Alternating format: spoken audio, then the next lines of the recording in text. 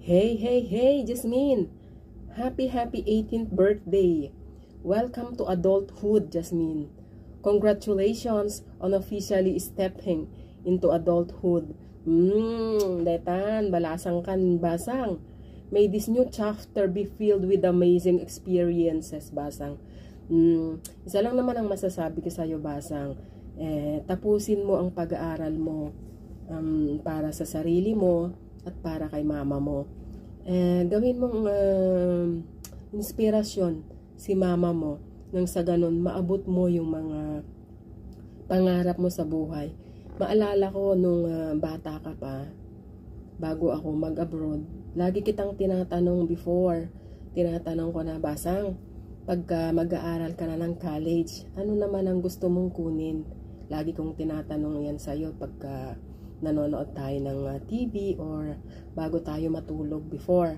Then sasagutin mo naman ako, hindi ko pa po alam, mami, pero gusto ko makasakay ako ng eroplano, sabi mo. Gusto kong mag-travel all over the world. Yan ang lagi mong sinasabi sa akin nung bata ka pa. And now, at 18 ka na, syempre may nabago, aminin mo man o hindi, di ba? So, ano man yung pangarap mo, basang, abutin mo ito. Para sa sarili mo at para kay mama mo. Huwag mong baliwalain yung mga sacrifices ni mama mo sa'yo. Alam mo yan, basang. Oo, enjoy mo lang. Enjoy mo lang yung life mo habang bata ka pa. But, know your limitations. Okay? Wala naman magbabawal sa'yo. Basta, pagbutihin mo lang. Magtapos ka lang ng iyong pag-aaral. Yun lang ang lagi naming sinasabi at hinihiling sa'yo. And manatili kang isang ulirang anak. At panatilihin mo ang iyong kabutihan. Yan.